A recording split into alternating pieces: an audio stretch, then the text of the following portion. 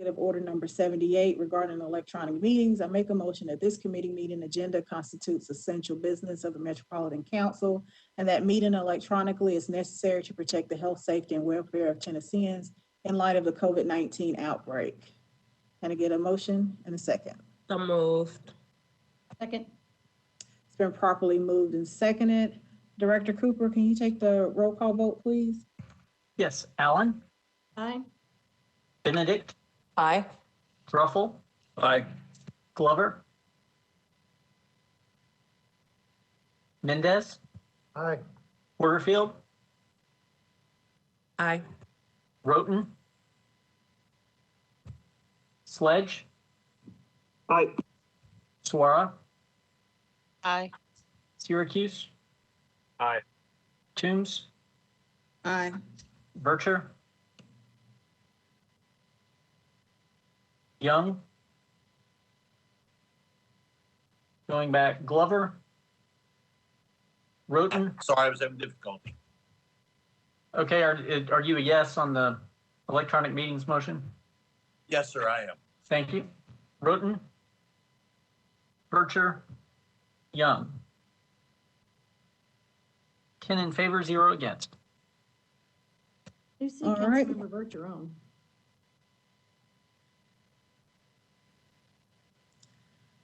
Motion carries, and we do have a quorum. Today we have 12 items on the consent agenda. I will go through and read the resolution and bill numbers, and if anything needs to come off, let me know. And also after I read the captions, if anything needs to come off, let me know.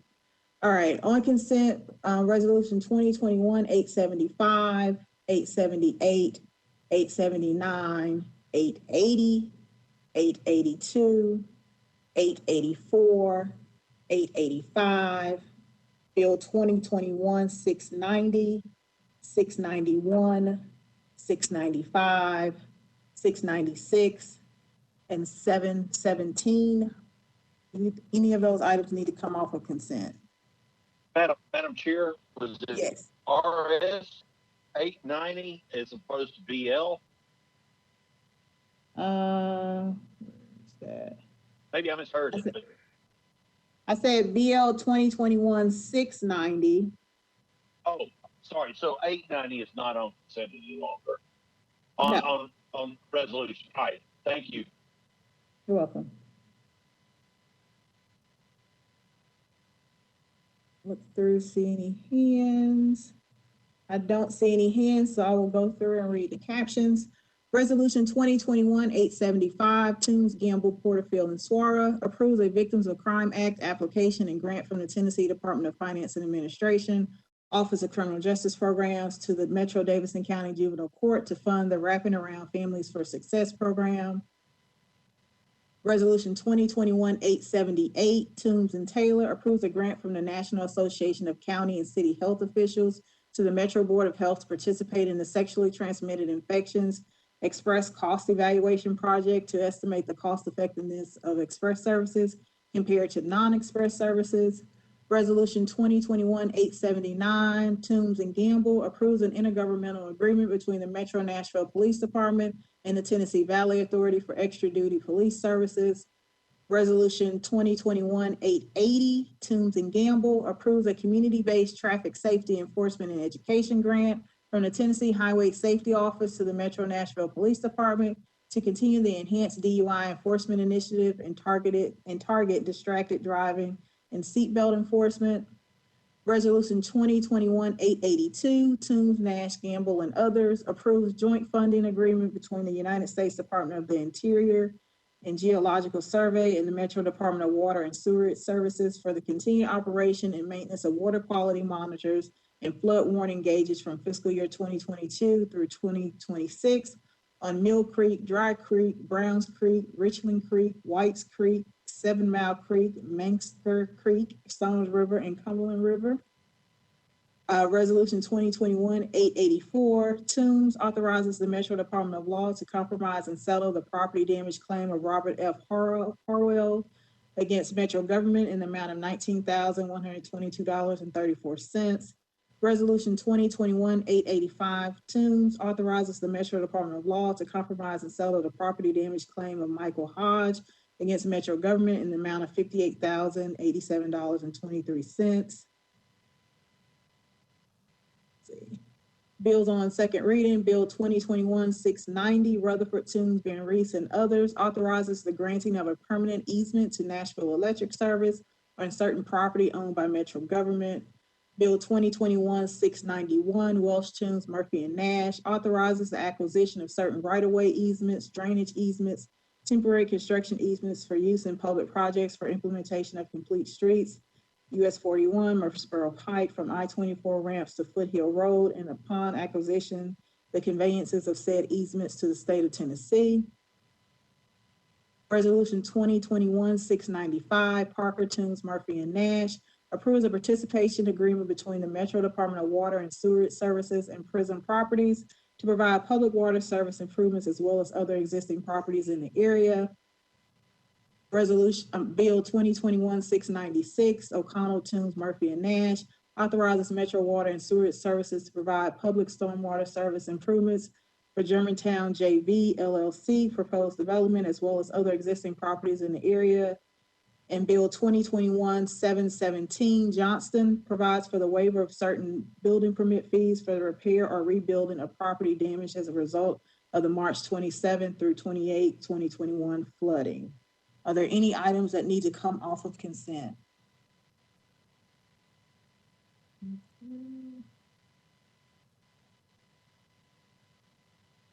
I do not see any hands, so can I get a motion to accept, to approve the consent agenda?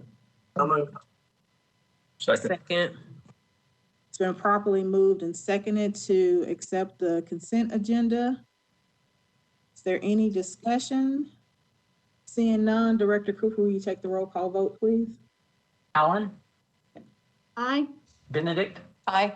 Druffel, Aye. Glover, Aye. Mendez, Aye. Porterfield, Aye. Sledge, Aye. Suara, Aye. Syracuse, Aye.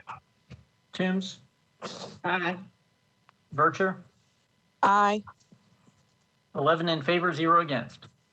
Motion carries. Moving on to Resolution 2021-876, Toombs, Styles, Porterfield, and Suara, approves a grant from the Tennessee Emergency Management Agency to the Metro Department of Finance to provide public assistance pursuant to the Presidential Disaster Declaration for costs incurred for severe storms, straight line winds, and flooding on March 3rd and 4th, 2020. Can I get a motion? So moved. Second. It's been properly moved and seconded. Is there any discussion? Chair Toombs, there is a substitute on this one, a housekeeping substitute. Okay, it's not on my agenda. It's just a housekeeping Yeah, substitute? it had the wrong date. It should be May instead of March. It should. Okay. So can I get, a motion to approve the substitute? So moved. So moved. Second. It's been properly moved and seconded to approve the substitute. Any additional discussion? Councilwoman Vercher?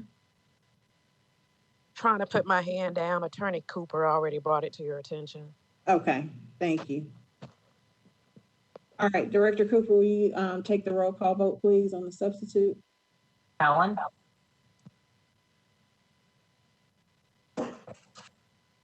Councilmember Allen, Whoops. Aye. Benedict, Aye. Druffel, Aye. Glover, Aye. Mendez, Aye. Porterfield, Aye. Sledge, Aye. Suara, Aye. Syracuse, Aye. Toombs, Aye. Vercher. Aye. 11 in favor, 0 against. Madam Chair, Director Yes. Cooper, this is Kevin Roden. I'm here now, and I vote aye. Okay, thank you. 12 in favor, 0 against.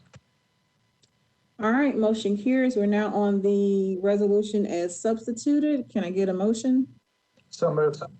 Second. All right, it's been properly moved and seconded to approve the resolution as substitute. Is there any discussion? Seeing none, Director Cooper, will you take the roll call vote, please? Allen, Aye. Benedict, Aye. Truffle, Aye. Glover, Aye. Mendez, Aye. Porterfield, Aye. Roten, Aye. Sledge, Aye. Suara, Aye.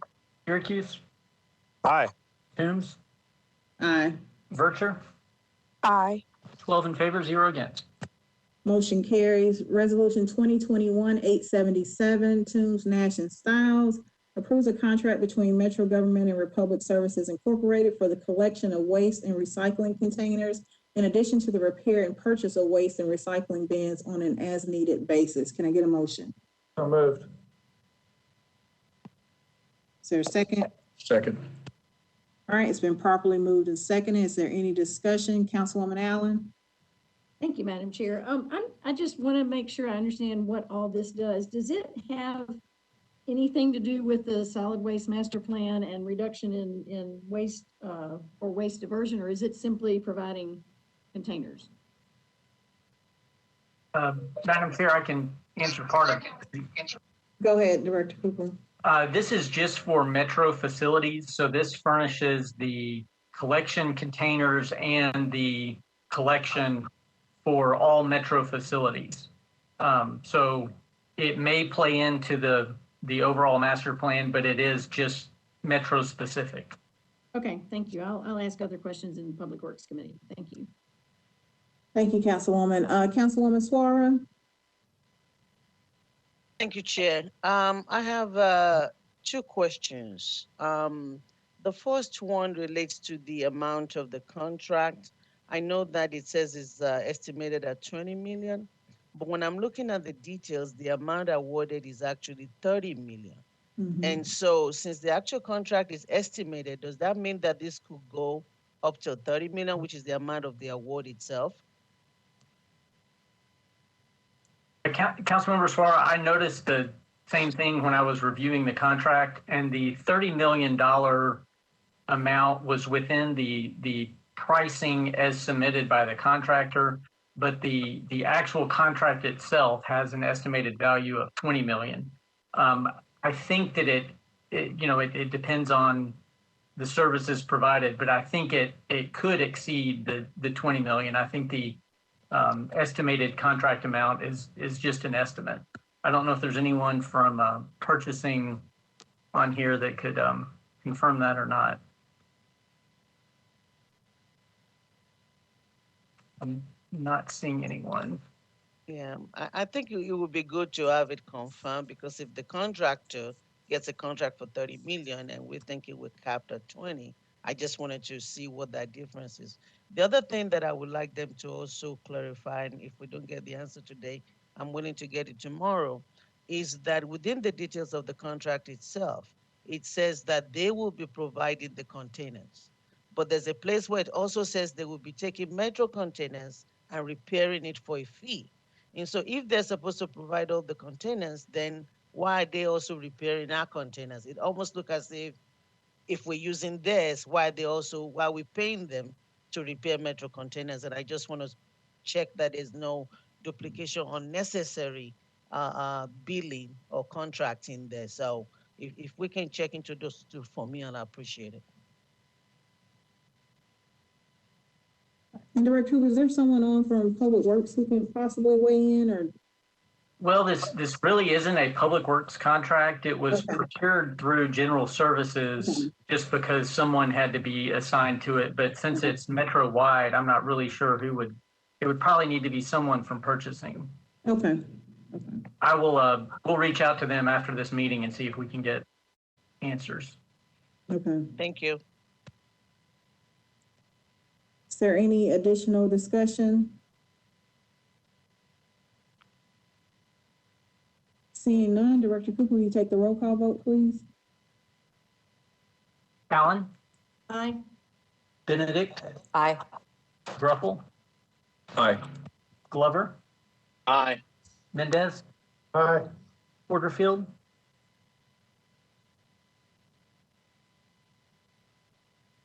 Councilmember Porterfield, Roten, Aye.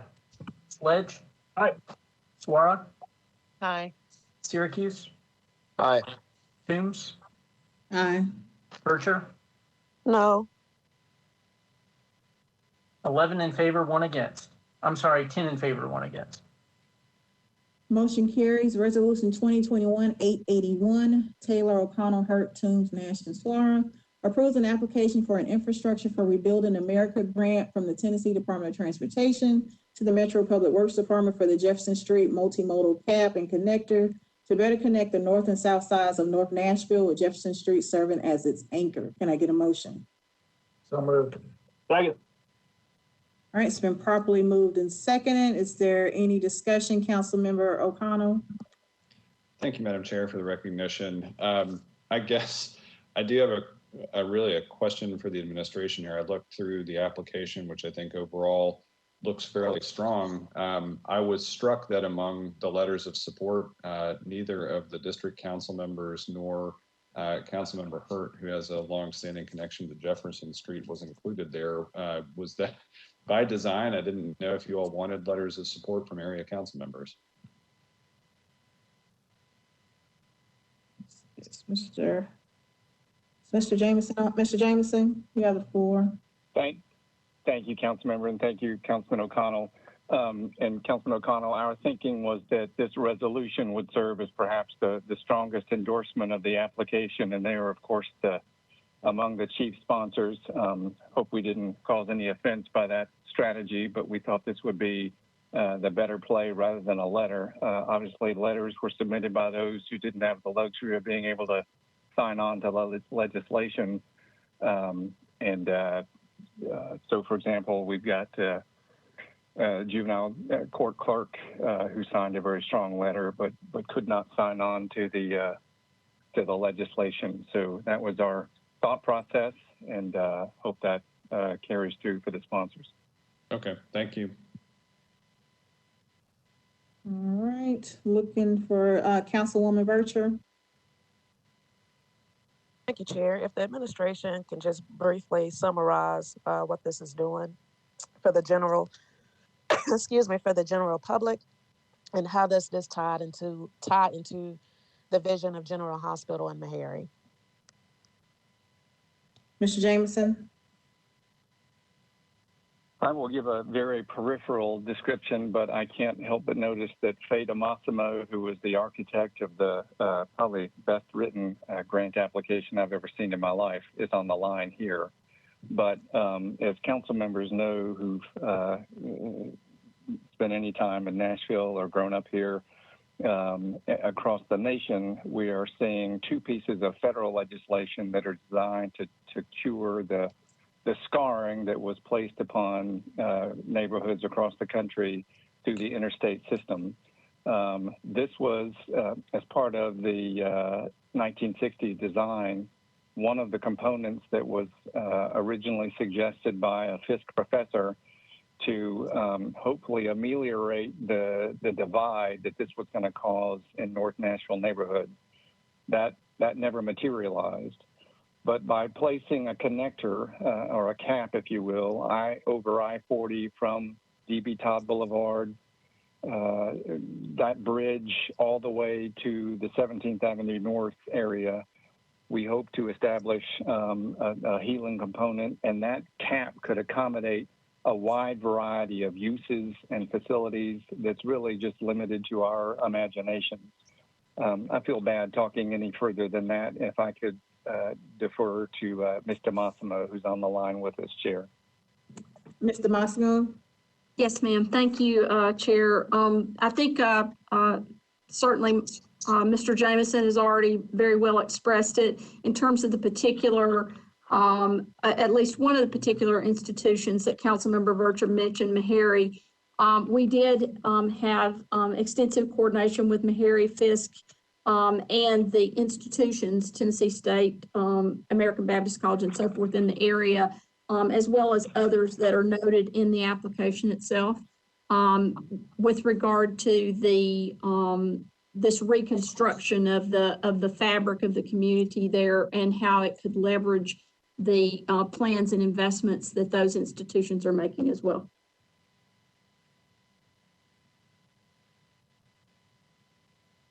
Councilwoman Bircher, did you get your questions answered? Yeah, Faye, was the businesses in the area consulted to as it relates to any type of displacement? We don't know that there will be any displacement, Councilmember Vercher. We very purposefully, and I know you'll note this in the application, we very purposefully did not design the project because we want this to be a community-led design process, a very different process than what is typical of most transportation projects and investments. And so we've got a concept, and a concept simply does not permit the level of understanding of any particular impacts. Of course, our goal would be to minimize, mitigate, avoid those kinds of impacts, but the community will lead the design process that results in the project that will be carried forward. Councilwoman Bircher, anything else? I got my answers. Okay. Mr. Jameson, your hand is still up. Did you have anything to add? I apologize. No, that's a mistake. I'll take it down. Councilwoman Hurd? Thank you, Madam Chair. I certainly appreciate you recognizing me and me not being a member of this committee. And I have the same sentiments that Councilman O'Connell has shared in terms of the leadership that exists on the council and those council members not being included. So I've met with Ms. Damasio and we've had extensive conversations about this, and we do need for it to be a community-led, community-driven project. And we definitely do not want any exploitation of the community. And we need to recognize, celebrate, and embrace the history of that community and ensure that we are going to maintain the integrity. There have been many people that have worked in the North Nashville community and specifically the Jefferson Street corridor. That the Jefferson Street corridor has probably been studied more than any other corridor in Nashville. And I just hope that Ms. Damasio is true to her word and that they continue, because and I have to disagree with Mr. Jameson. I saw some errors in the grant and particularly the appropriate name of the Jefferson Street United Merchants Partnership. It's United and not Urban. So I would specifically make sure or recommend that the administration ensures that everything that they are moving forward has inclusion from the community and from those who have worked and participated in the community, and not just putting forth this idea that they have. And I appreciate them recognizing the professor from Fisk who did offered this and it was rejected. It wasn't that it wasn't materialized, it's just that the administration rejected his proposal for the interstate cap. So we do know that that was a part of the original design when they brought the interstate, and they wanted to make up for this heaval of that community. So I really do appreciate Councilman O'Connell and Ms. Damasio and the comments that they made, but I wanted to make it a part of the record that they will include the community as they move forward on every level to be a community-driven and community-led project. Thank you. Thank you, Councilwoman. I'm looking through the queue to see if there are any additional hands. Councilman Glover? Yes, thank you, Chair. So the sponsor, I mean, are they open to deferring? I mean, some questions just came up that I've not heard, and I just kind of wonder, because this is a resolution, and when we're done with this, we pass it, it's over with for tomorrow night. So I don't know if the sponsor or anyone else would like to speak on it, but I would like to hear what they have to say. Thank you. And what particular questions were you referring to, Councilman Glover? Well, I'm talking about, Council Lady Hurt brought it up about it being a community event, and that particular part of it, as far as, you know, what has been involved in that area and that community as far as this particular discussion. So I will ask Mr. Massimo to speak to that. I think they're just doing the application at this point, and that the community input portion hasn't started yet. Mr. Massimo, is that correct or incorrect? Yes, Chair, that's correct. And thank you for the recognition. And again, Councilmember, it was very purposeful on our part we're making application for the funding. If we are successful in getting the INFRA grant, the federal funding, where we can actually go to the community and talk about a project that can be done, not just another promise, not just another study, not just another suggestion, then our intention is to go and lead, as Councilmember Hurt has mentioned. We are committed to a community-led design process for the community to actually design the project that will then be carried forward to implementation with the grant funds that we hopefully are successful in achieving. Thank you.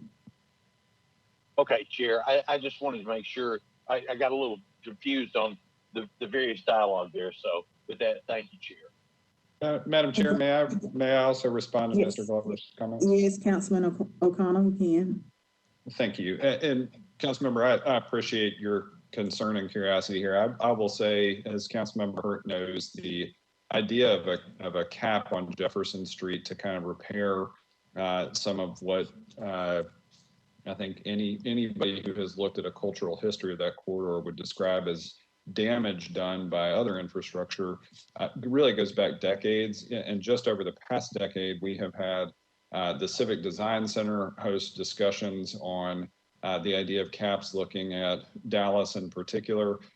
We have had the Nashville area MPO host an FTA discussion looking at 3 potential sites. And last term, I actually specifically introduced an item into the capital improvements budget to allow for that work to progress in earnest. And I will say I'm extremely grateful to the Cooper administration for seizing that opportunity effectively to carry this forward. And where we are now is this is actually moving along with a federal grant opportunity. And I think it's an exciting opportunity for Nashville to use infrastructure in the present to correct some of the harms of infrastructure in the past. And I encourage colleagues to support it. And Councilman, thank you. That's helpful again. I'm just trying to put it all together. Thank you. Councilman Glover, your hand is still up. Councilwoman Vercher? Yes, I guess, and I'll just circle back to my initial question. So the institutions that was listed as being feeling the impact of the cap, General Hospital, Meharry and General Hospital wasn't mentioned, only Meharry. Is there a reason as to why?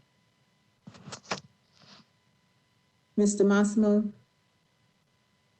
No, Councilmember, there was no reason. At the time, we were reaching out to the educational institutions as a part of that HBCU community. But as the project, if we're successful in moving the project forward, all the institutions in that area would obviously be a part of the community-led design process and consulted as it moves forward. Yeah, I understand. I guess make my question. Why were they excluded from the program description? I don't think that they were excluded, council member. I just think that we just didn't, we were not focused on that particular institution in terms of, again, looking at the HBCUs and so forth. Okay, but in totality, if we're talking about improving connectivity as it relates to that corridor, and they are an institution, part of many of the institutions over there on that corridor, why wouldn't we? Or do we have an opportunity to modify that program description for this application? Councilmember, I think that we can just ensure that they're included moving forward. How so, if it's not in writing? Because it will be a part of the community-led design process, and they are a part of that, that community. Okay. I have no further questions, Chair. Okay, thank you, Councilwoman. Councilman O'Connell, did you have additional question or comment? Yeah, thank you, Madam Chair. The only thing I was going to bring up is to Councilmember Hurt's point. Is the administration able to make some of the technical corrections to correct actual errors of names? I think specifically out of respect to Jump, we ought to get that one right. If we have not already submitted this application pending approval of this legislation, if we could fix those technical errors, I think that would actually strengthen the application. Mr. Massimo? Certainly. Councilmember O'Connell, I believe that what Councilmember Hurt was referring to is there was a deck that had been prepared. It was about a 5-slide or so deck that was used in a meeting with her, and that's where the error, I believe, was made, because in the application, I'm sitting here looking, I was thumbing through the pages as she was making that comment, and it's properly reflected in the actual grant document. Okay, very good. If we did find any other scenarios like that where there was a technical correction prior to application, can we make those final edits even after approval? I don't know that it's necessary after approval by council, you mean, sir? The That's right. organization, I think it is mentioned more than once, and in one of those statements in the application itself, it is incorrectly listed.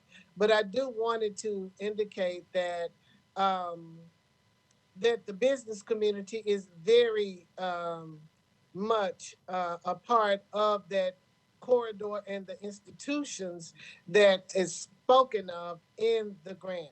And the business community has worked towards building up that community and doing the work, and also supporting redevelopment for at least 25 years. When they first started the redevelopment with Phillips Jackson, and then they created the Jefferson Street redevelopment district. So I do want it to be known that the business community is very much a part of it and want to continue to stay a part of that community. So I would appreciate that. And I too am concerned about Nashville General in terms of it's not being listed. And I think I made those comments known in another meeting with Ms. Damasio. And I appreciate the line of questioning by Councilmember Virtue, because if we're going to be transparent and honest about it, we've got to do it from the very beginning. We got to start with the truth, and we've got to end with the truth. And without that, we're going to be off to a rocky start. Thank you, Councilwoman Hurt. Councilman O'Connell, were you done with your comments?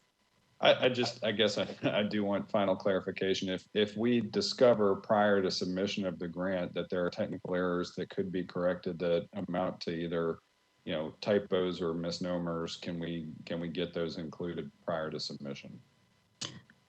Councilmember O'Connell, this is Faye Massimo. This was similar to other grant applications. This one had a very short turnaround on it, and it was submitted under the conditional approval of the mayor, which is now being ratified by, or proposed for ratification or approval by council. So it's already submitted. However, we can still, at an appropriate time, certainly if we're selected, if we want to make those kind of edits for the official record of the grant application, if there's something that comes to light that needs to be corrected, we can certainly do that. Great, thank you. Thank you, Madam Chair. Councilwoman Hurt, your hand is still up. Did you have additional comment or questions? Oh, thank you very much. I appreciate it. No problem, Councilwoman. Councilwoman Virtue? Thank you, Chair. Mr. Maggio, you indicated about the strength of the application. So we didn't see it to be more strength for the application to have more strength in a pandemic to include the city's hospital as part of the project partners? Councilmember Vercher, again, I understand that is a matter of omission that is of concern to you, and we'll make sure to address it moving forward. But at the time, we were focused on the HBCUs and particularly around those institutions in the corridor. But again, I've heard both you and Councilmember Hurd in this conversation. And we will make certain that that matter is remedied moving forward. Yeah, I only keep reiterating it because, entities on the other end that's reading the application, they don't know the history of Nashville and the significance of our Black institutions to the Black community. That's where we come in and ensuring that we articulate that well in the application process. Like even in the documentation, section 3, up under the project parties, our hospital isn't mentioned at all, but we mentioned other entities: Gideon's Army, Equity Alliance, Civic Design Center. So it almost gives the perception as if that General isn't a significant asset to North Nashville and to the Black community. That's the only reason why I keep iterating it. What we have on paper is important, and just military. I mean, we always say if it's not documented, it didn't happen, and it's not valid. So, to Councilman O'Connell's point, if there's at any point where we can make corrections, those technicalities on the application, but I would love for us to include General Hospital, because you can't have you can't speak of being inclusive as it relates to our HBCU sector here without including General, especially with General being the teaching hospital for Meharry. So I don't know how they were included. In a lot of documentation, we combine them together, Meharry and General Hospital. But in this case, they were just excluded all. Like Councilwoman Hurd, I just wanted it to be stated for the record, because I know as we move along in this process, and as been indicated during this committee, some things just was an oversight. So thank you so much. Thank you, Councilwoman. Is there any other discussion? Seeing no hands, and Councilwoman Vercher, oh, no, you put it down. Seeing no hands, Director Cooper, will you take the roll call vote, please? Allen? Aye. Benedict? Aye. Truffle? Aye. Glover? Aye. Mendez? Aye. Porterfield? Roten? Aye. Sledge? Aye. Suara? Aye. Syracuse? Aye. Toombs? Aye. Vercher? Aye. 11 in favor, 0 against. All right, motion carries. Resolution 2021-886, Glover, request Mayor John Cooper to provide funding for new public safety employees and for personnel to serve as project managers to assist the development community with navigating Metro's approval and inspection process. Can I get a motion to get it in front of the committee? Moved. Can I get a second? Second. It's been properly moved and seconded. Councilman Glover, you want to explain your resolution? Actually, what I'm going to do, given the mayor's announcement Friday, I would ask that we defer one meeting so we hear kind of what his full thoughts are on the budget. So I move to defer one meeting, please. Second. All right, it's been properly moved and seconded to defer one meeting. Is there any discussion on the deferral motion? Seeing none, Director Cooper, will you take the roll call vote, please? Allen? Aye. Benedict? Aye. Truffle? Aye. Glover, Aye. Mendez, Aye. Roten, Aye. Sledge, Aye. Suara, Aye. Syracuse, Aye. Toombs, Aye. Bircher,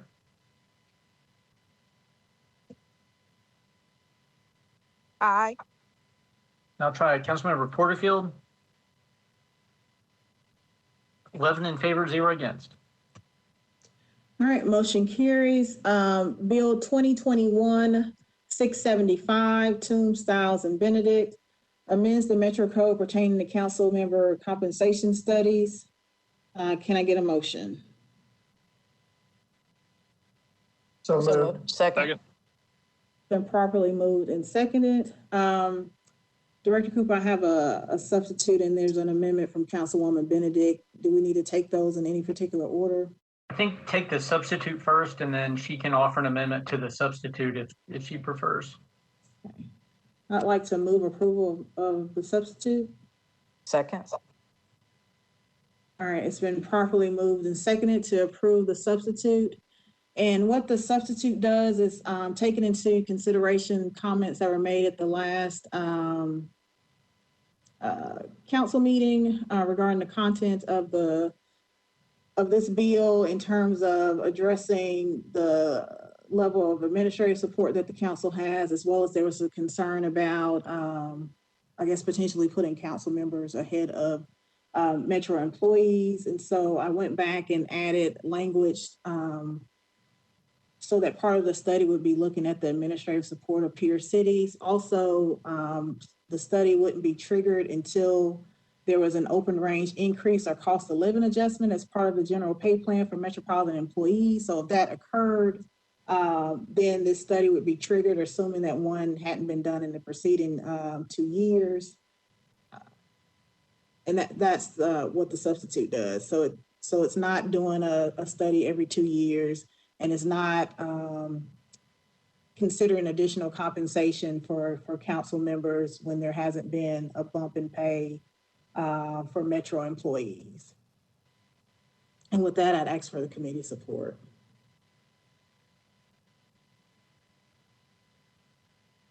Councilwoman Allen. Thank you, Councilmember James. I appreciate the tying it to the employee pay raises, because I think that's important.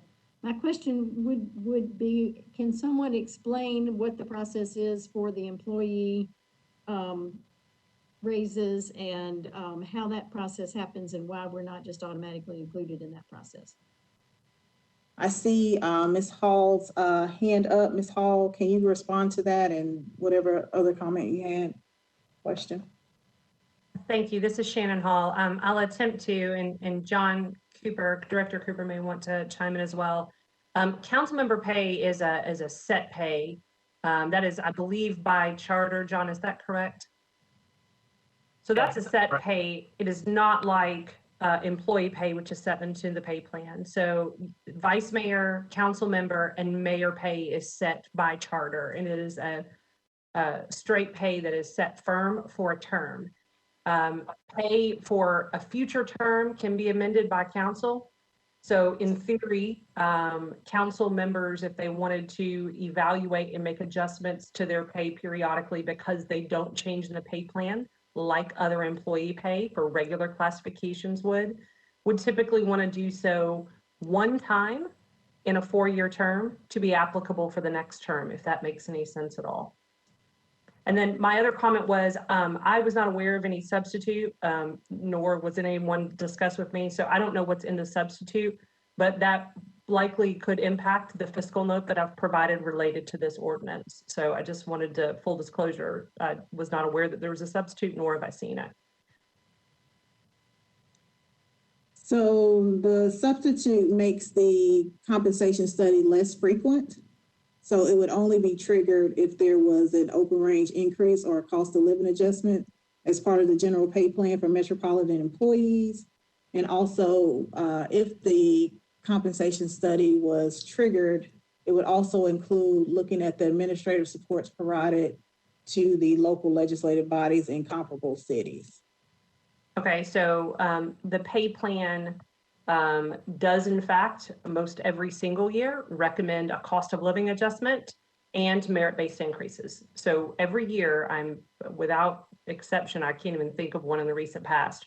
Every year, I, per charter, recommend appropriate pay for the pay plan, and the commission recommends pay that often includes non-merit-based, which would be a COLA, and merit-based, which would be your steps in open range. So in theory, that would trigger every year. And this is a question for Director Cooper, because the language says upon approval. So the intent behind that is that there is an actual raise or COLA, not that it's recommended, that there's an actual. So does the language need to be changed? Because that was the intent. When is it considered approved, an overrange increase or a cost of living adjustment? When is it considered approved? When the council approves its budget. So I would say in theory, we make these recommendations every spring.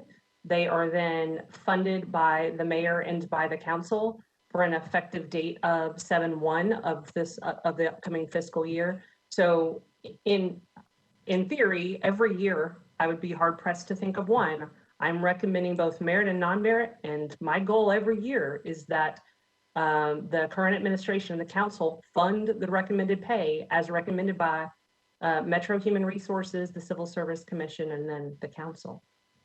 So upon approval by the council of an open range increase or cost of living adjustment as part of the general pay plan for Metro employees, a compensation study would be triggered, assuming, it says, if such study has not been conducted within the preceding 2 years. So the purpose of that language is that this study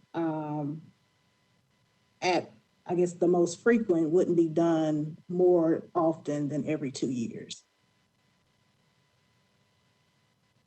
Okay, just as an observation, because pay can only be set one time per term for a future council term.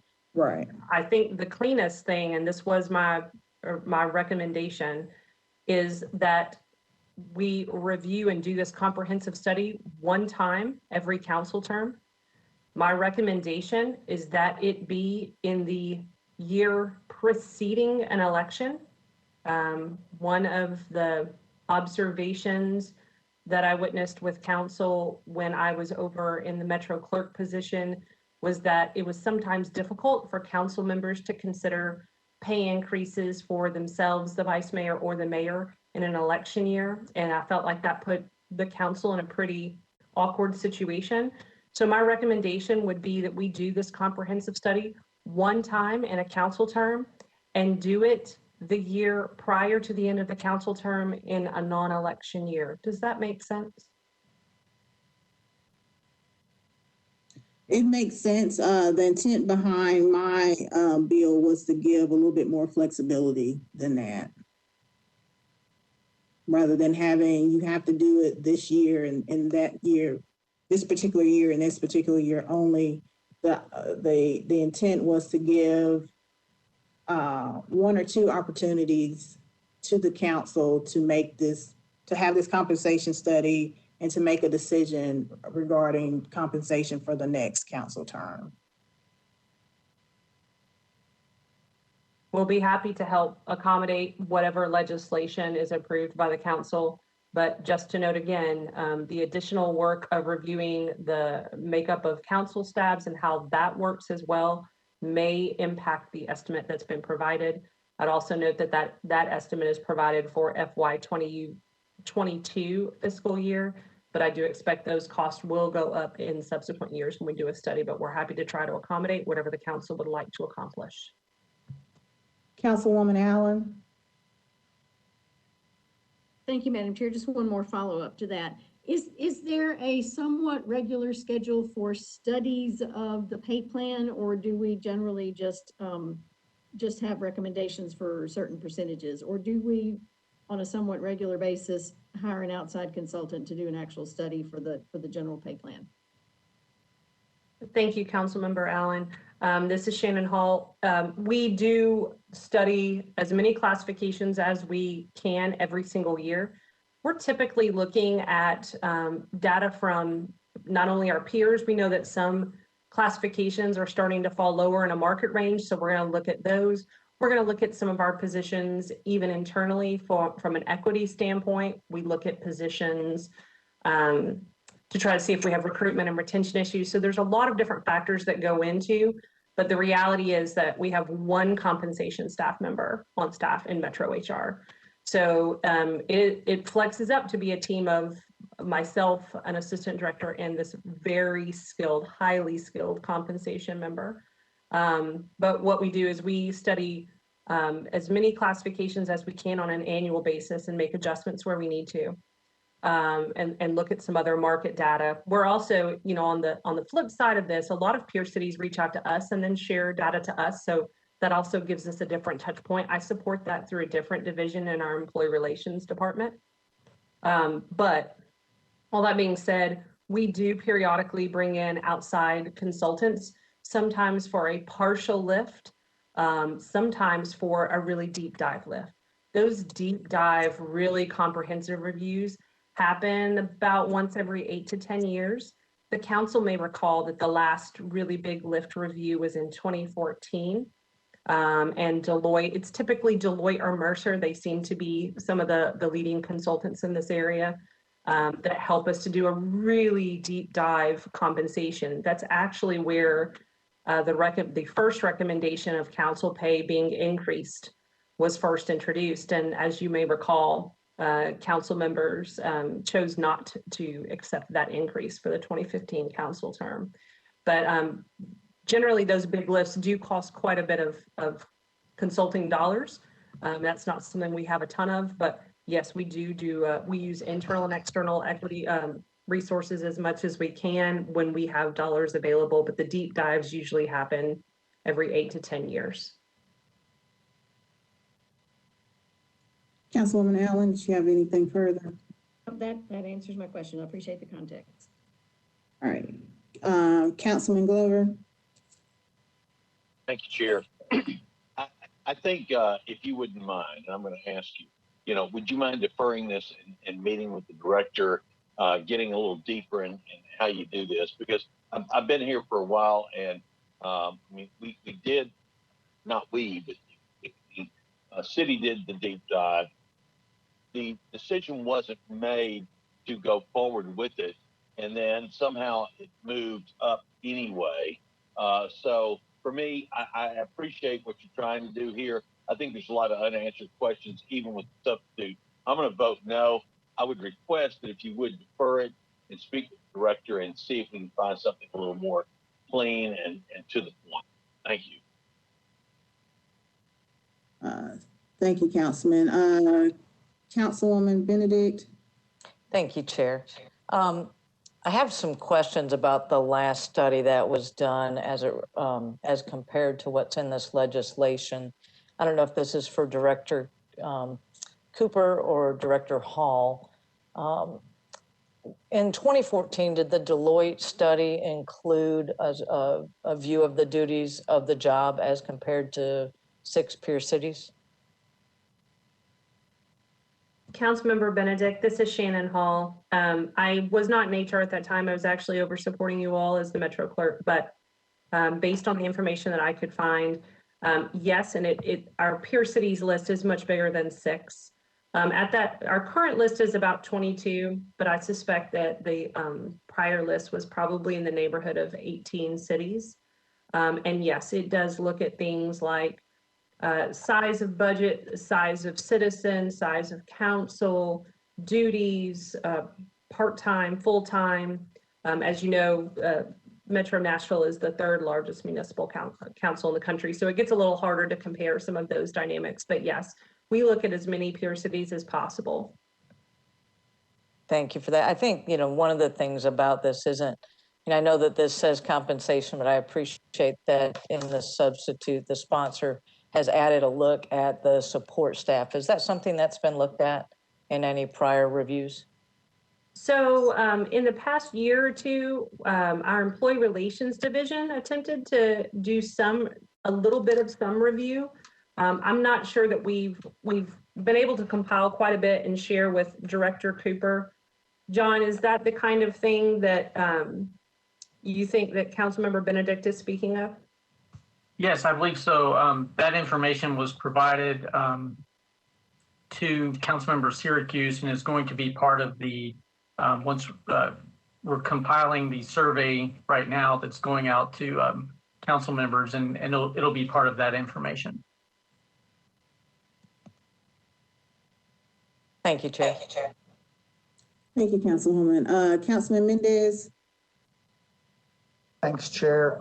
I guess my comments are, I haven't loved this piece of legislation. I've voted for it on whatever committee vote we had it before, but I haven't loved it because I think the work is done from time to time.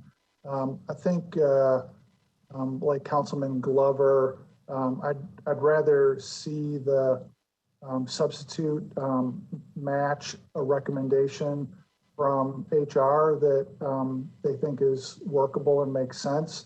I understand what you're trying to do with this, and I guess I got to decide here in the next couple minutes how I'm voting, but it would make me feel better. I mean, I hear Ms. Hall proposing something that would cause a review once a term at least, and if there's some way to bridge the gap between your current substitute and her trying to make a recommendation that she thinks works with HR and have it done once a term, it feels like that should be something we could get behind.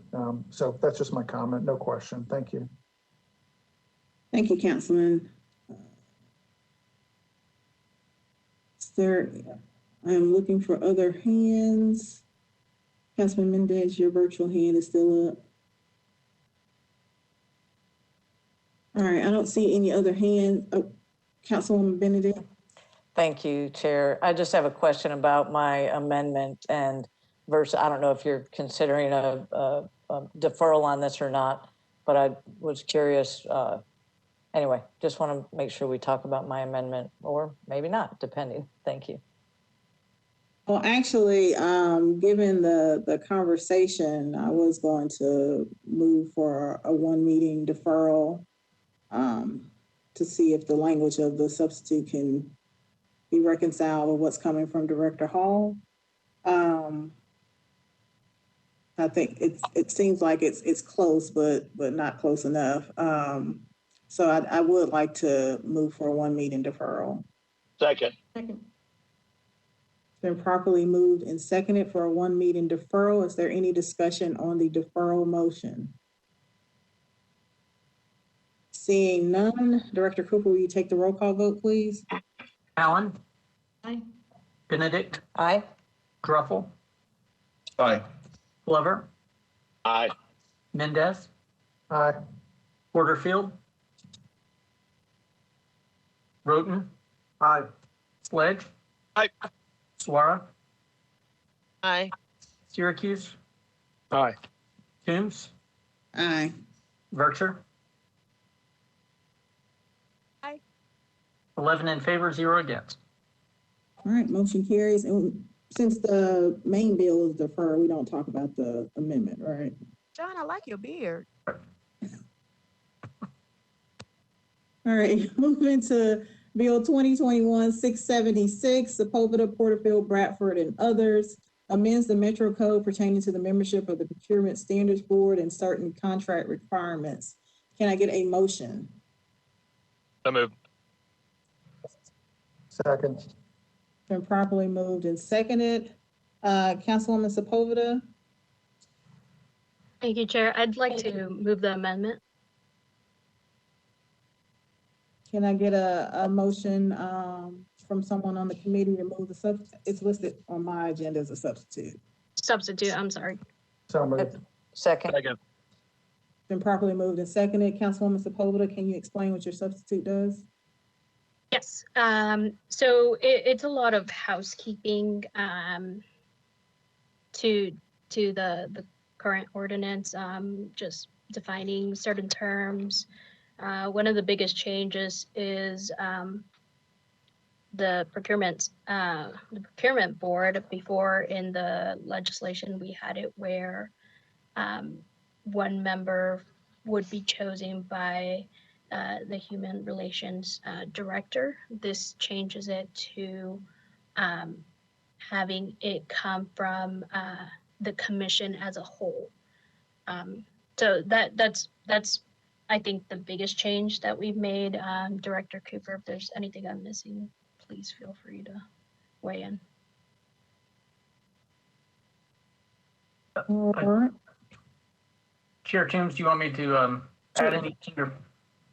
So the substitute is an effort to address some of the preemption issues that have arisen with the recent or the current General Assembly term. They just passed some legislation that will impact this bill. And so the substitute addresses some of the preemption issues that are associated with that to clarify that it has to be consistent with state law. Mm-hmm. Is there any other discussion or questions on the substitute?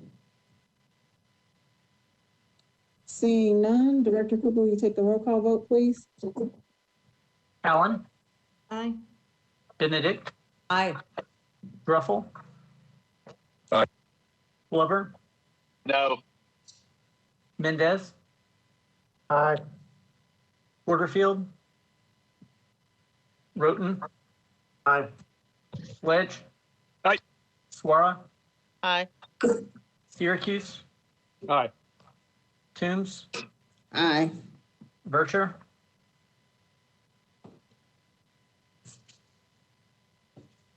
Councilmember Vercher? Aye.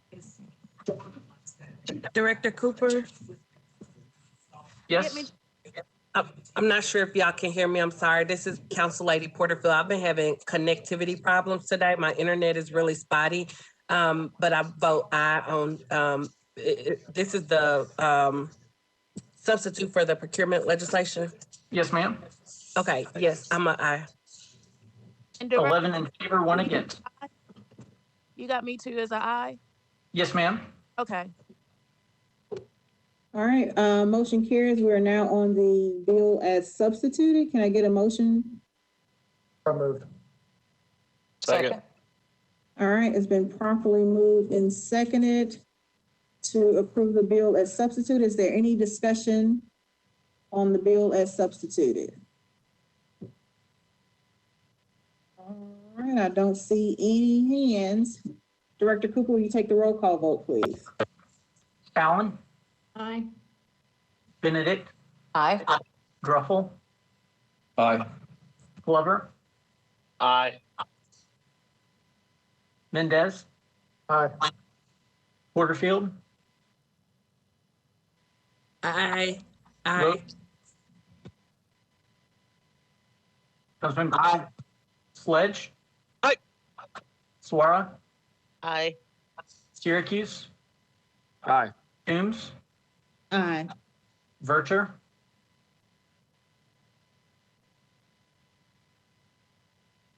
Councilmember Vercher? Aye. 12 in favor, 0 against.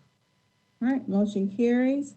Bill 2021-694, Hall and Hurt, requires all existing culverts, inlets, storm drains, and ditches within the T2 rural neighborhood policy and T3 suburban neighborhood policy to be upgraded, retrofitted, and are constructed to current stormwater management manual standards by December 31st, 2026. Can I get a motion? Move. Is there a second? Second. It's been properly moved and seconded. Councilmember Hall or Councilwoman Hurt? Thank you, Chair. This is actually legislation that I had on last term. Everyone still present had supported it last term. I voluntarily pulled it on third reading before passing it. in some attempts to continue to work with Director Potter and Director Sturdivant. And at the time, I believe Mr. Snyder and John Honeysucker. And matter of fact, if Mr. Honeysucker's on here today, I'd like him to comment on or reference back to that conversation and that process that we went through last term.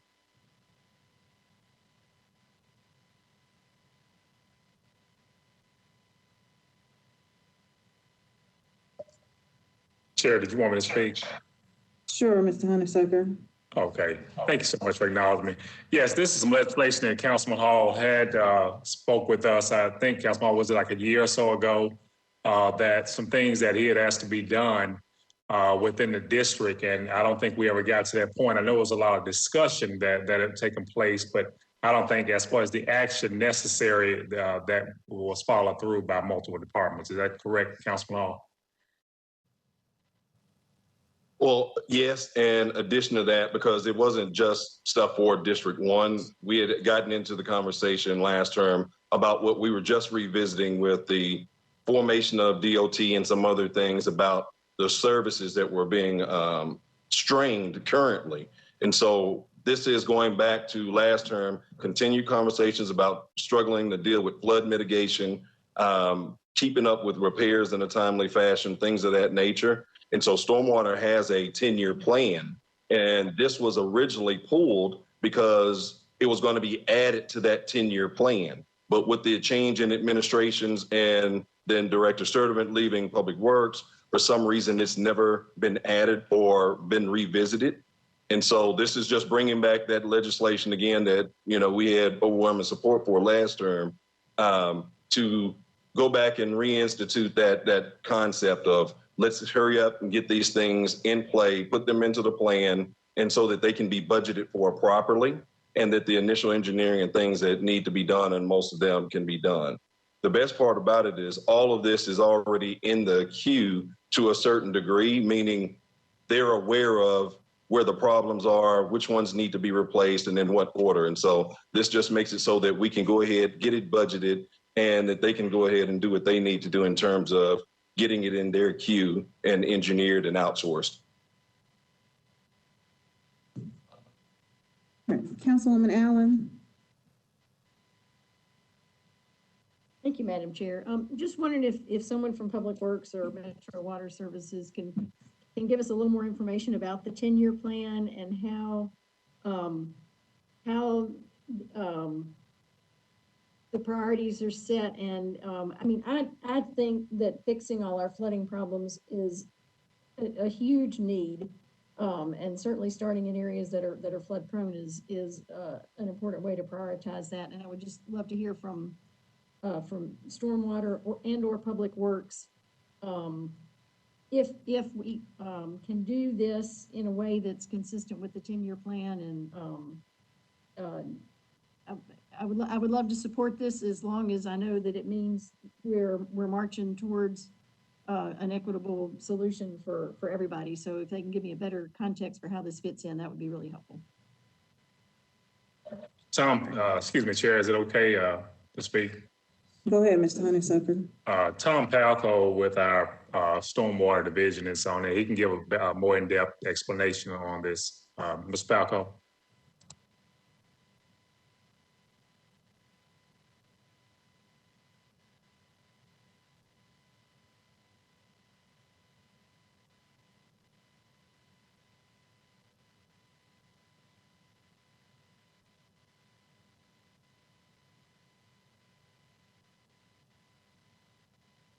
He's supposed to be on here. Let me see. I saw him earlier, but I don't see him now.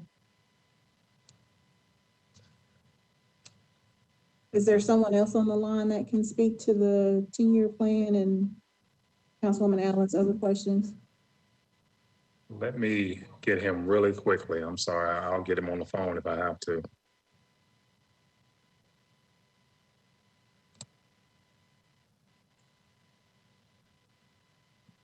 All right, Mr. Honeysucker, I'll go to the next council person and we can circle back to Mr. Palco. Is that okay, Councilwoman Allen? Yes, that'd be fine. Councilman Glover? Thank you, Chair. So I think my question really boils down to this. When we talk about equity around the city, I think certainly Councilman Hall's district hadn't had equity. There's several others that haven't had equity around the city. So I think the more important question for me would be, where do they stack up as far as how stormwater has actually done in other districts versus the ones that are not being served, what I would call properly. So, and I know Mr. Honeysucker's trying to get Palco on the phone or on the video, excuse me. But, I would like to hear that answer as well, because to say that there's going to be equity, well, there's been a lot of things done in certain districts that have not been done in other districts. So I would like to know how it stacks up from the past to the present. So with that, if there's a way to answer that question, I would appreciate that also. Thank you, Chair. Thank you, Councilman. That's probably another question for Mr. Paco, who looks like he's on the line. He may not be connected. He's connected now. He has some technical difficulties. He should be joining us now. I'm Mr. back on, Paco? John. I'm back on. This is Tom Palco. I'm on. Okay, you have the floor. Councilwoman Allen, did you want to repeat your questions? Mr. Paco may not have heard them. Please, thank you. Yeah. So, Mr. Palco, I appreciate Mr. Hall's bringing attention to this. It's certainly a need in many places, and obviously particularly in his district. My question was just to get some more context about what the stormwater 10-year plan looks like, and if it's set up in a way so that within 10 years we've got everybody up to the standards in the stormwater manual, and just to understand how this would fit in with that 10-year plan. Yeah, so again, this is Tom Palco, Metro Water, Stormwater. Our plan is not really set up to look at that aspect. Our plan is not really set up just to go around the county and look to see, what pipes meet what storm. It's more or less to look at what areas need service because the pipe system is failing or it's insignificant to the point where it's actually causing problems. I sent you an email earlier, which I'm sure you got, Council Lady Allen, that basically said that the 10-year design storm is the storm that we use for new development. That kind of gives us, if you're building a new subdivision, a 10-year design storm for the curb and gutter and inlets and pipes on the street is the standard that we kind of go by as far as new development goes. There's some areas in town where we have existing cross drains, existing pipes where a 10-year design is not really the standard I would put in. And a lot of these areas, there needs to be a different design, a larger design based on how much water we got coming to the area, what's the likelihood of having flooding, what's the likelihood that if we don't do so, there's going to be real property damage. And then in the flip side of that, there may be other pipes that a 10-year design or less is fine, because if it does overtop, it doesn't cause any problems. So our 10-year plan for capital improvements is kind of based on areas where we have, folks calling us saying, hey, every time it rains, this system fails and here's the damage that's caused. So we're kind of looking at it still somewhat as a reactionary game plan where we're still reacting to known problems, and we have a lot more of that to do. Yes, we do need to proactively go around town and look for things that are undersized and fix them as they come up, but we still want to be able to be reactive and be able to go where problems exist today where we know we need to go fix them. So again, we don't really have in our overall plan to go look and investigate and perform a drainage area on every piece of infrastructure and run different scenarios to see what design storm that pipe will actually carry, but rather we want to look and see where we have existing problems and focus on fixing problems. And then again, one day we would, just as pipes become aged and need to be replaced, whenever we replace a pipe, we look at what's the design storm that needs to be. And if we do replace a pipe, should we replace it with something bigger than what was there? So that's why it was kind of hard to answer your question earlier today on what would be our time frame for doing this. We would start with, number one, we don't know we don't know how much each piece of infrastructure can handle. We would have to do an extensive study to look at each piece of infrastructure, each inlet, each pipe, to see what design storm it could handle, and then prioritize those that are not meeting the standard based on immediate need. Okay, thank you. So there's a big distinction between being up to standard and being something that fails every time we have a big gully washer. And you're prioritizing the ones that you have gotten on your list because people have called to complain. Pretty much. We're still relatively, 2009 is when we started a dedicated funding source for stormwater. So 2009 on, we sort of had a dedicated, we had some plan to do something, and we've got a lot of years to catch up. We just have so many of those projects, on our plans right now of where they're being called in by constituents that call you every time it rains and calls the rest of the council members every time it rains. And so we still have a lot of work to do with that approach before we can, just go out into an area where we've never received a complaint before to replace the pipe that may not be ready to be replaced based on age or condition, but to go replace it because it may cause a problem later. We're still doing a lot of reactionary work and trying to work in some proactive stuff as we go. Councilwoman Allen, did Madam that Chair, answer? Yeah, that's all my questions. Thank you. Councilman Glover? So, Mr. Falco, I don't want to be rude, but I'm going to say it this way. If a particular area is not having a problem yet because we haven't actually set them up for capacity, then, maybe you don't get phone calls because they're not set up for capacity, but the pipes may be unbelievably old. With the massive, since 2009, I'm glad you brought that up. Since 2009, we've had some pretty massive rate increases with regards to water and stormwater. Most specifically, the first year under the Cooper administration, because of the lack of where we needed to be as a city. So we passed it, and the people of Nashville are paying a lot of money into this. Is there a way to become more,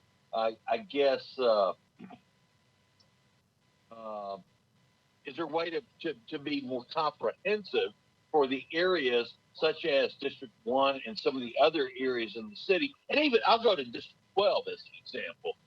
There is frequent flooding that happens in that. I'm very familiar with that because that was my past council district. But it happens all over the city. And as I'm sure the Metro Council at large members know, we get phone calls on this. So, I think at some point we've got to get ahead of it as opposed to trying to catch up with it. What kind of plan is there for that? Well, so right now we've been working on this actually last month or so. We've been working on a scope to give out to a consultant or several consultants to do a true countywide stormwater master plan. We really don't have that for the county. We have different areas where we've gone into neighborhoods and we have some master plans for smaller parts of the county, but we do not have a comprehensive one countywide. So we're going to be doing two of them. We're going to be doing one master plan for combined sewer area and then one master plan for the rest of the basins outside. What we already have is a pretty good handle on the major flood basins, the major creeks. We know what the 100-year storm looks like. We know what the 100-year flood looks like. But if these neighborhood type pipe systems that go through, it's these, like you say, these areas that either developed or are going to develop someday, further develop, we don't really have a master plan on what that system should look like. So if we can do that, if we get this master plan and it'll look at community-wide projects where we can say, okay, here's what the system looks like, and it may be okay right now, but with development trends coming, here's what's going to look like 10 years from now. So really, that's our first step in doing this is to get this full countywide master plan done, and then we can do exactly what you say.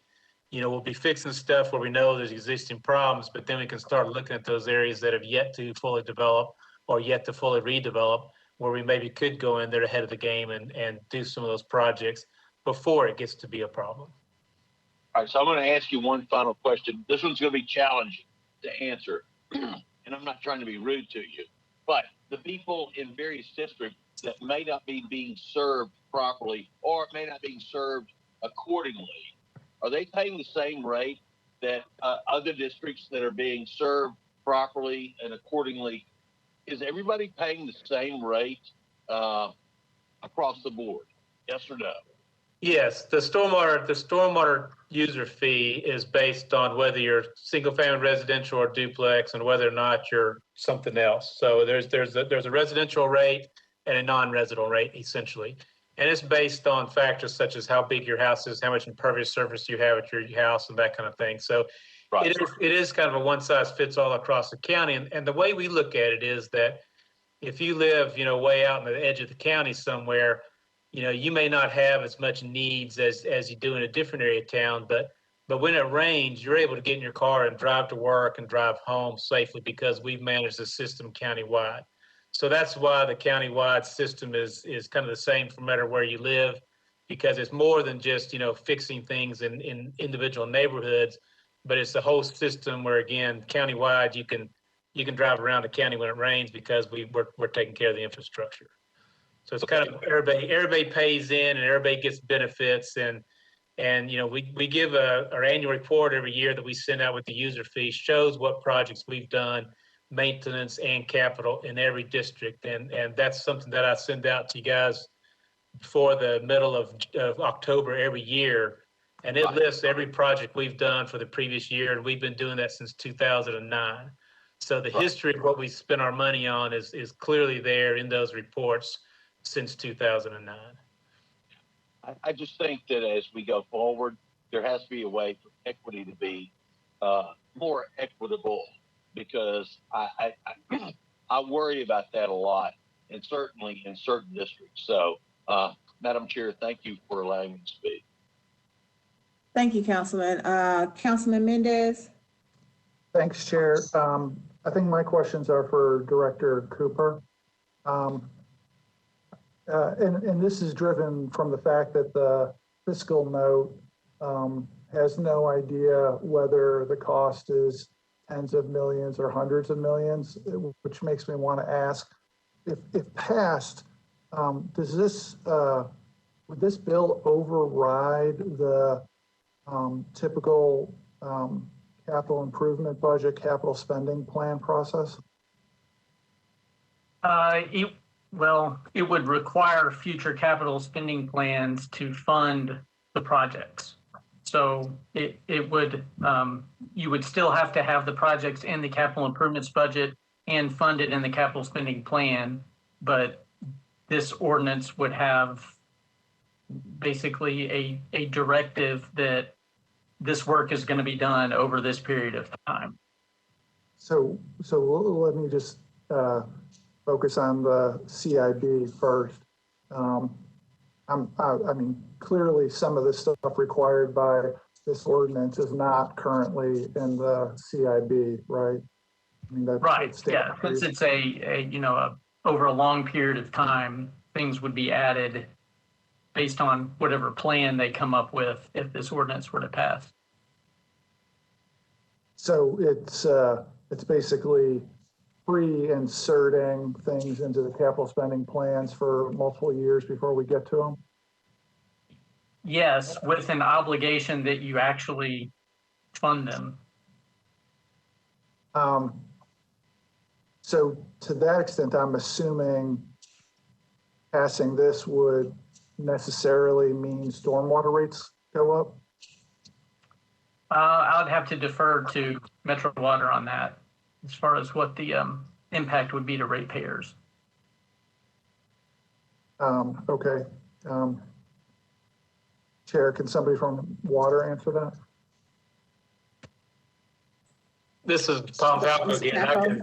I can start, I guess. So really right now, we don't have what that dollar amount would be. So I think in order for us to move forward on this, we would first have to do an analysis across the county on every piece of infrastructure that falls into this category. We would need to go look and see where those, like I was explaining to Council Lady Allen earlier, is that we'd have to go look at each of these pieces of infrastructure to see which ones do not meet that standard, and then start piecing that together into different projects. So it'd probably take a couple of years worth of study to determine what pieces of infrastructure were in most need of being upgraded to the proper standard. And then we could start building together what the overall cost would be and then put that into a plan. So right now, I do know that right now we don't have that in our budget. We bring in about, the money we bring in stormwater just does not go that far. So there would be some funding source would have to come for that effort. Thanks. I appreciate that. Let me ask it a little bit different way. Okay. If this passed, in order for y'all to keep doing the level of work you're already doing and do what's required by this ordinance, clearly that would cost more, right? Yeah, and I think we would have to shift the way we're doing things and focus on this ordinance first. If it's, if we're required to do that, then everything else would be secondary to that. So I think we'd kind of turn the card around and go at this approach instead of the approach that I was explaining earlier, that we're trying to fix, known problems and that kind of thing. So I think we'd have to, if we're bound by the ordinance to do this work by such a date, we would have to devote our resources towards that effort. And then if there's time and money for anything else, we would do that as well. But I think it'd pretty much take pretty much our entire resources to follow this, to meet the needs of this ordinance. All right. Thanks, Mr. Palco. You're welcome. Chair, well, just one more question for Mr. Cooper. And maybe it's Mr. Palco, I don't know. But to get it sounds like based on that answer, to get the fiscal note to have any kind of specificity beyond tens of millions or hundreds of millions, it sounds like it would take a couple of years of study to figure out exactly what it is. Am I getting that right? Yeah, I believe so. And again, and that's what we're trying to do with the master plan effort that we're just about to kick off. With the master planning effort, we know we have a whole lot of issues that have been brought to us by private citizens or brought to us by the council members. We know we have a lot of, open service requests that we've not addressed. So with the master planning effort, we would take those to start with and then go through the county, piece by piece and look at exactly what this ordinance is saying is go look and see what other areas we know that we have deficiencies, and then tie all that together into a countywide master plan with the countywide needs and find out, come up with some method of prioritizing those needs to move forward. So I think with the master planning effort, we're going to kind of get to the same goal at the end of the day, is that identify what needs we have countywide and come up with a plan. And again, the plan is, how quick do you want to do this? Do you want to do this over 10 years, 20 years, 30 years, whatever the case may be? But we need to come up with a plan of how big is the problem, how big is the immediate needs, and then decide how to fund that and when to fund that and when to work these projects together to get them done. Thanks. And Chair, just last comment. I think I'm going to be a no on this, just because it doesn't seem like it's really ready for prime time. What we're hearing from water is, in order to satisfy this, they'd have to stop working on emergent problems and focus on the terms of the ordinance. And I'm not, like Councilman Glover said, I certainly get phone calls over the last month, certainly from all over the county, where water and drainage problems are a pretty common thread everywhere. But I'm not sure that this is the right solution. So thanks, Chair. Thank you, Councilman. Councilwoman Bircher, and then I'll go to Councilman Hall. Yeah, Mr. Palco, I had tried something similar to what you're talking about, because unfortunately I knew this is where we would end up. My question to you, how do we get to a point of equity? Because if it's going to take a couple of years to study to determine what a needy is, that put certain communities even further behind from where they already are. I'm one of those districts, and you're aware of them because you hear from me and my constituents all the time. A light rain is the district floods, not a moderate rain, a light rain.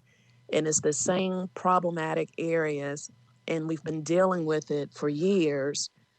And one of the concessions for them being okay with the fee increase was that that those issues will be remedied, and they're not. So that's part of question and statement. My real question is this, as it relates to the master plan. What's that cost? Will you be coming back to the council for any additional costs for that master planning? Because my legislation, when I was trying to get departments to plan for growth, to get the planning department to plan for growth, one of the issues was money and staff. So what does that master planning process look like? Can it be concluded much sooner?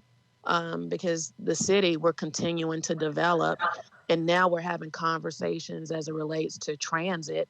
So that's going to be even more of a cost as it relates to our infrastructure. Once we start digging up roads and so forth, we don't know what we're going to find up under there.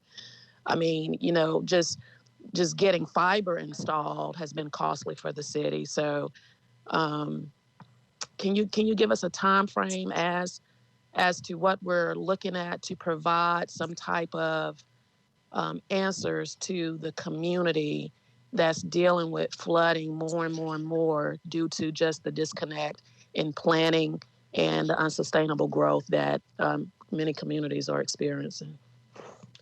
Sure. So the first issue is how we're going to fund the master plan. We plan on funding it out of our expenses, or out of our money that comes in through the user fee. So we would not need to go to council for some kind of special appropriation to do the master plan. We've actually set some money aside in our budget, before we even got to the point of getting a scope together to put out. So we've been planning on doing this for a little while now. And the way we want to do the master plan is we've looked at the county. We've developed a couple of different kinds of heat maps. We look at where we have unresolved drainage complaints, where people have called in, and where we have open service requests. So if you lay that on the county, it shows you where some hot spots are. Then we're also looking at where development activity is occurring. That shows you also where some hot spots are. And then we also look at where you have a lot of infill development, where we're tearing one house down and building four back, because that's another set of hot spots. Those are the folks that have moved into a new community, had just bought this new house, and I can't walk my dog when it rains real hard because the streets are covered in water. So we're taking those three different heat maps. And so if you're in an area where there is a lot of open service requests, we're looking at trying to make those a priority area, because, as the activity is going on in those neighborhoods, what a perfect time for us to come in there and do work while other people are in the area doing work. So we kind of get it all done, while we're working out there. So that's our plan right now, is to get this out. And it's probably going to be, like I say, probably a couple year process to get these master plans created and put together in all the separated, there's one for the downtown area, the one for outside the downtown area. But again, we want to kind of focus on where activity is occurring and where we know we have open requests, and focus on those areas to get those master plans done before the other areas, I guess. Hey, Tom, why haven't we done this before now? It's just, we just haven't. I mean, it's one of those things, when we first got the funding back in 2009, we knew that we had a lot of low-hanging fruit. We knew we had a lot of problems that we've been dealing with. And I think that if we would have started, from day one, say, hey, the first thing I'm going to do before I spend $1 on fixing something is I'm going to spend a couple of years doing a lot of master plans, I think we would have taken some heat over that, because there was a lot of obvious stuff that we need to do. And if we would have put the money on nice little reports to go on shelves, as opposed to going out there and doing the work. So maybe we've spent too long, maybe since 2009 to now, we have been just addressing these things that are coming to us that we know about. Maybe we spent too much time doing that. We should have done these master plans a couple of years ago, but we're doing them now. I mean, I do think that early on, it would have been too early to do them. So, I think it's time. I think it's time with the amount of stuff that's going on, that it's a good time to pause. I think we've shown that we do good work with the money we bring in through the user fee. So I think it's appropriate time for us to take a step back and say, okay, let's do a little study. Let's take some time. We're still gonna be doing projects over the next, couple of years while we're doing the master plans, those projects that are in the 6-year plan are going to keep rolling out, keep doing those, but we're going to take some of the money that we would have put to projects to do these master plans. Part of the master plan, and I didn't hear you mention modifying standards. So will y'all be looking at standards? Like, will we allow development to occur beside creeks and close to the proximity to floodways and floodplains, et cetera? Well, we hadn't planned on looking at that because right now we've in the last few years, those standards have increased as well. I think around 2009 or so, or somewhere around there, is where these buffer regulations took place. So right now, if you have any kind of stream that goes through your, if it's a FEMA studied stream, there's a certain buffer width. Even if it's just a kind of a neighborhood stream, there's a buffer width. So new development now, you cannot build on the edge of the creeks like you did before. On the major streams, you can't build on the edge of the streams. We do have to provide those buffers. And of course, since the 80s, since 1979, we require you to be 4 feet above the flood elevation if you're going to set a new house in the floodplain or near the floodplain. So at this point, we had not thought about looking at the standards, but that's something we could certainly do. But again, I think with the buffer regulations and the other regulations in the stormwater regs, especially even down to the infill development regs, we feel like the standards are in a pretty good spot right now. It's just that they weren't in place, back when a lot of the stuff was built that we're dealing with today. Tom, I love you. If y'all can please review the standards, because we'll keep having this conversation. The standards are, by the time the master planning is completed, the standards will be operating under standards that's almost 15, 16 years old. Yeah. Sure. That's all I had. Thank you. Thank you, Councilwoman. Councilman Hall. Thank you, Chair. And I appreciate the comments and questions from everyone, but what we have to take into consideration is this conversation started in 2009, and it's on one hand, we should have started when we first got the funding and looked at it, but we didn't. On one hand, we want to continue to be flexible and be able to respond, but you're having this legislation and these conversations because of the lack of ability and the lack of to respond and the lack of a response. They're decades behind in that response in multiple areas throughout the city. The continued growth only exasperates that. We're over 600,000 now, and by 2030, according to census, we're projected to be over 800,000. So with the growth rate and the existing problems and backlog, there's no time to have a conversation about we need 5, 10, 20 years. Well, that's just not the case. You can simply prioritize this by looking at the areas that are receiving the most damage and you're receiving the most calls from. This is the exact same conversation we had last term. And it's ironic that we're hearing now that they started looking at this a month ago, but I was told the exact same thing, almost verbatim, last term, that was about to happen. And so through multiple meetings with Stormwater, Public Works, and Planning, which, by the way, the heat map conversation that was mentioned is planning's exact words is, along with Stormwater and Public Works, we do not do improvements or maintenance, or we do not preemptively do work in areas that aren't on our heat map. If there's not growth already taking place, we're not doing the work. So which one is it? Either you're going in and you're doing the maintenance and you're responding to calls, or you're not. Either you're going in and doing the maintenance and responding to calls, or as you just heard today, no, we wait to see growth in developers so that we can have them pay as much of the cost and do the work the same time they're doing. So this back and forth and this double talk, it doesn't fly anymore. We're way past that point. We continue to have loss of life and major property damage every time you get 1 to 2 inches of rain. And this is completely unacceptable. It does not mean that water rates will go up. It means we prioritize our spending better. If you have a backlog and you get caught up on that backlog, then there's no reason to raise rates. It's simply prioritizing how spending goes. In terms of the capital improvement budget, you will see these things in the capital improvement budget, but we're limited in what we can put in and when it gets seen. This maintenance, this uptake, this raising the standard simply makes it simpler for capital spending to include what's already being done, because it's not a redundancy like with most of the things we do. As they do the maintenance, as they go down this list and prioritize and do the work, it gets checked off and it comes out of the plan. It's not complicated at all. We don't need a 10, 20-year study because they already know where the problems are. Last term, we were told somewhere in the neighborhood of about $20 to $25 million. We had that conversation in Public Works Committee. We had it on the floor. And this got through to third reading, and I pulled it voluntarily because the conversation with Director Potter and Director Sturdivant was continuing, and that we were supposed to have been getting a master plan put together then. That has not come to fruition. And every administration changes and their priorities change.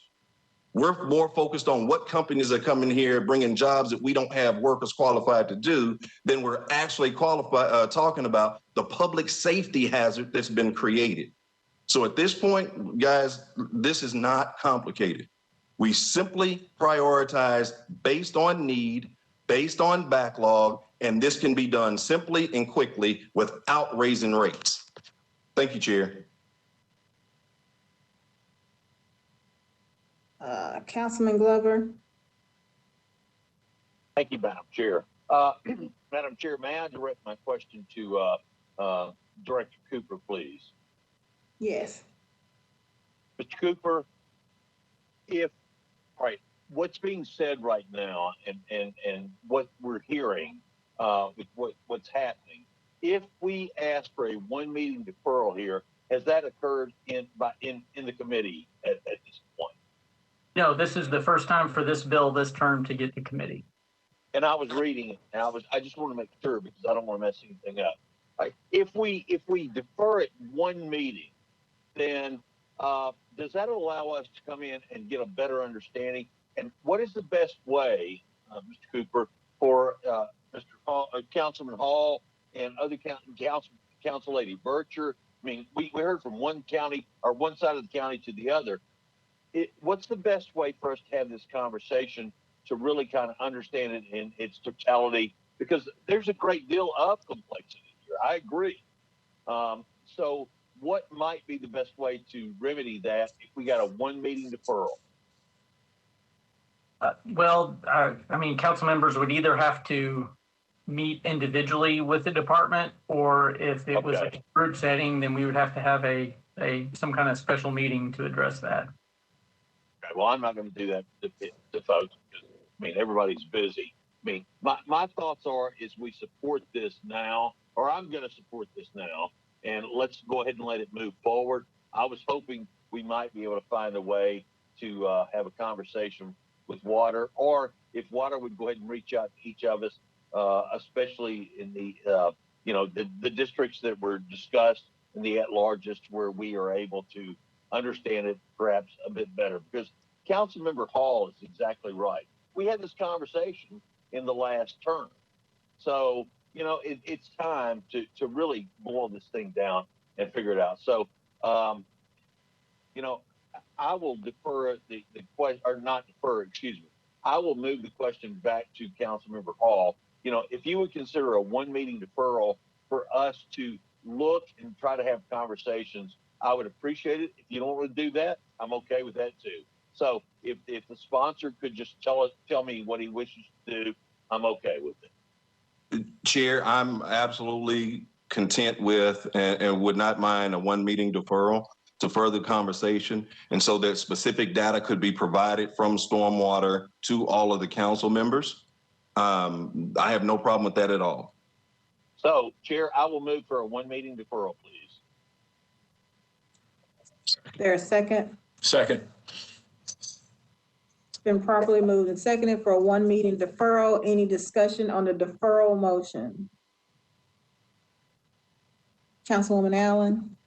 Thank you, Madam Chair. I think a little bit more time is great, and I appreciate Councilmember Hall being willing to do that. I would request maybe if we could be sent the links. I know we get these reports a lot on what the list of needed projects is stormwater wise. I mean, I think Mr. Palco sends that to us on a regular basis, but just so that while we're looking for it, we can see what the list of problem projects is. And I think that's important to be aware of as we compare that with the list of all the culverts in rural and suburban districts that may be different from the problem areas. And I think that's what it's important for us to have an understanding of, because it sounds to me from the discussion we've had that those are not necessarily the same. And if what we want to do is solve the problems, it would be helpful for us to get that information during this deferral period so that we know what we're considering. So that would be my request, that Stormwater can simply just send us the latest, I think it's project type C and some other things that you send. These are on our list and these are the ones we've got to. I think Mr. Palco knows what I'm requesting.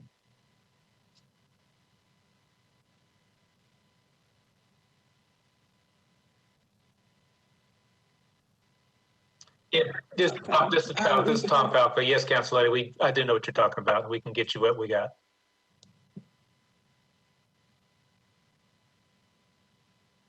Councilwoman Berkshire, then Councilman Mendez. Thank you so much, Chair. I will also like to add on to Councilwoman Allen's request, if we can also get the data for the agent report of open requests, including the what the complaint is and so forth.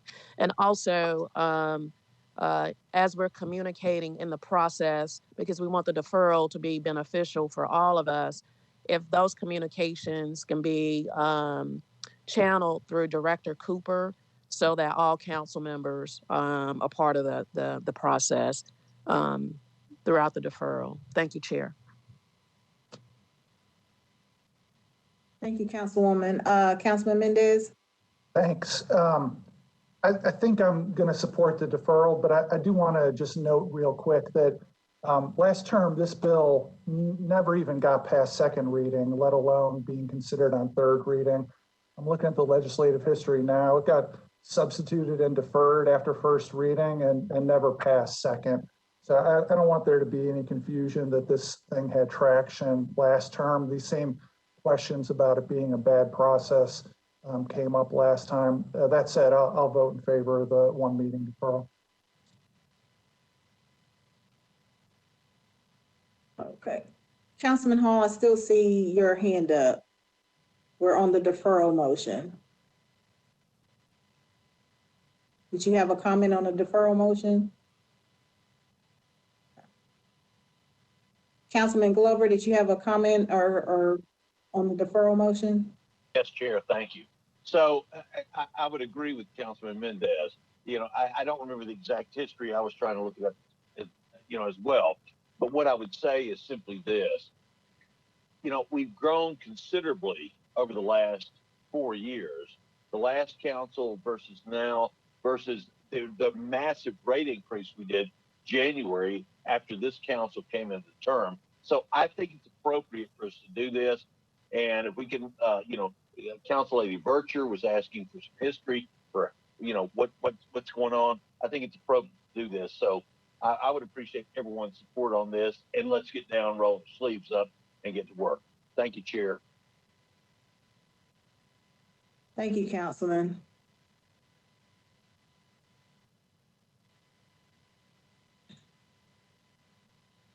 All right.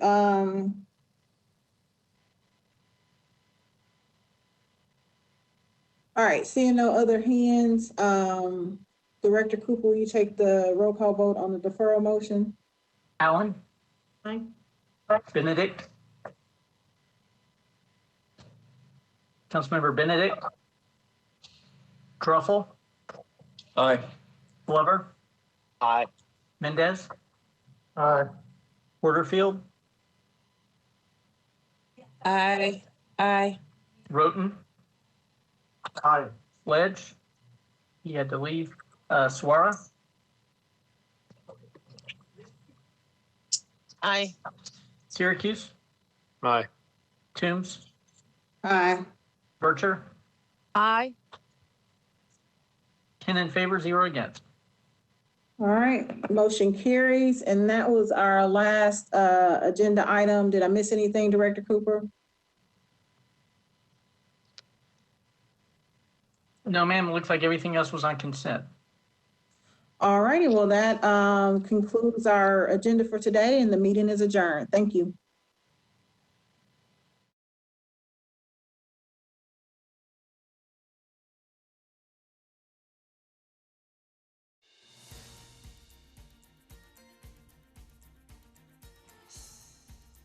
This has been a service of the Metro Nashville Network. If you would like to see this presentation again, or for more information about this and other programs, visit nashville.org.